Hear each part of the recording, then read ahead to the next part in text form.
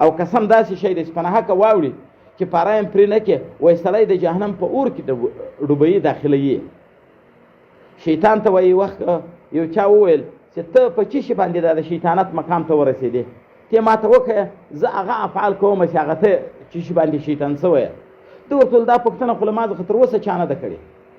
دا سړي ورته ویل خو زما دغه تمنا ده. ده ورته ویل نو 3 کاره کوه، یو قسمونه ډېر کوه، بل درواغ ډېر وایه، او بل منځ پرېږده.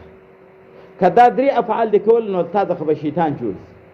نو وایي دا سړي قسم ورته وکړئ چې دا یو قسم خو به وکړمه، دا یو قسم یې وکړئ چې د دې ورځ ته که یا قسمونه وکړم یا لمونځ قضا کړمه یا درواغ ووایم. شیطان د شیطانت مقام ته په قسمو رسېدلی ده. نن سبا زموږ ستاسې قسمونه څومره ډېر دي.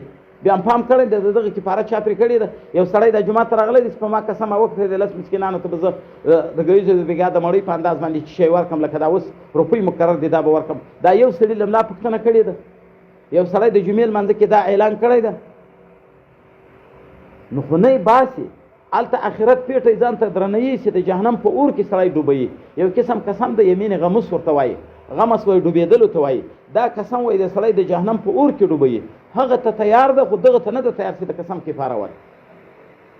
قسمو کفاره دې پرې کړي.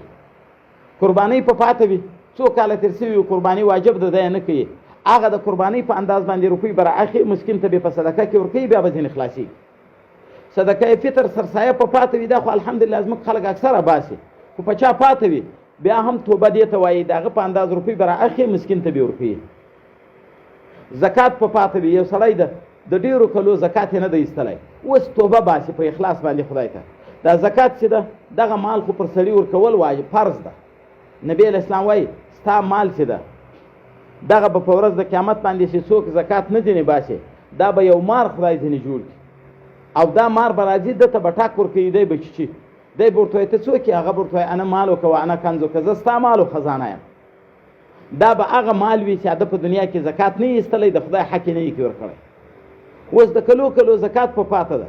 دغه ته یو مسلمان حساب نه کوي چې په ما زکات لازم سوی فلاني کال نه مې ده ورکړی، فلانکي کال زکات مې نه ده ورکړی. کتاب لیکلي دي هغه دې په اوس ورکړي زکات، هغه مسکینانو او غریبانو ته دې ورکړي چې غاړې یې خلاص. دا د عباداتو توبه ده، د ګناهو توبه ده. سړي درواغ ویلی دی، غیبت یې کړی ده، مثلا خدای نه کړه بد عملۍ ځینې سوي دي، شراب یې څښلي دي. د هغه توبه بیا دا ده چې په اخلاص په له ځان سره فیصله کوي، په تېر عمل به پښیمانه وي، فلحاله به پرېږدي، آینده به دا فیصله کوي چې تر مرګه به بیا دا ګناه نه کوم. چې کله دا فیصله له ځان سره په اخلاص باندې وکړي الله تعالی هغه کبیره ګناه ورته معاف کړي. صغیره یې کړي، صغیره بیا په لمنځو په اودسو خدای ختمه کړي. او یو قسم توبه په حقوق العبادو کې ده. حقوق العباد دا معنا د بنده حق ده. دا هم 2 قسمه دي. یو قسم دا ده یو سړی دی وهلی ده، ظلم دې پکړی ده، بندي کړی دی، د جیل ته دې اچولی ده یو سړی. نو دا قسم ګناه حقوق چې دي د دغه بل هېڅ علاج نشته، معافي به ځینې غواړي.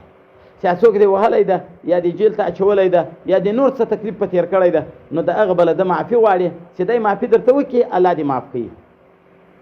او یو قسم بیا داسې حقوق العباد چې د چا مال دې خوړلی ده، د ده مال یا په غلا باندې ځینې خوړلی دی، یا په رشوت یا په غصب ځینې خوړلی ده، یا په زور ځینې وړی ده، یا په پټه وړی ده، یا په ښکاره ځینې وړی ده.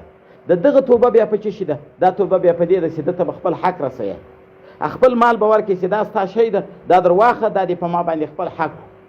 که بیا ده ته بخشش وکوئ بیا صحیح ده، کنې تر څو چې دې دا حق نه یې ورته رسولی تر هغو د خدای پاک په قیامت کې په ده باندې نیسي. دا توبه په حقوق العبادو کې ده. قسمونه یې کړي دي، ګورئ هر سړي قسمونه کړي دي، د قسم کفاره دې پرې کړي. مخکې قسمونه کړي دي، له ځان سره توبه په اخلاص یې ستا د قسمو کفاره ده. دا په انداز د سرسایې سرې روپۍ ورکوي، دومره به 10 کسانو ته روپۍ ورکوي، بیا به د هغه نه بعد د ده د قسم کفاره کوي. لکه نن سبا چې په دا اسقاط کې 2-2.5 روپۍ ورکوي، دا 2.5 روپۍ به 10 کسانو ته ورکوي، 2.5 یوه ته، 2 بل ته، حتی چې 10 کسان فرق کړي د یوه قسم کفاره پکې. په قسم کفاره دا ده یا به غلام آزادوي، یا به 10 مسکینانو ته جامې ورکوي، یا به 10 مسکینانو ته ګیزو بیګا مړۍ ورکوي، یا به 3 ورځې روزانه شي چې مسکین وي. چې مسکین نه وي نو بیا به دغه 3 شان کوي. په دغه کې دا ده چې دا 2.5 روپۍ چې 10 کسانو هر سړي ته ورکړي، نو د یوه قسم کفاره وسو. او موږ د له ځان سره سوچ وکړو څومره قسمونه په موږ باندې اوښتي دي.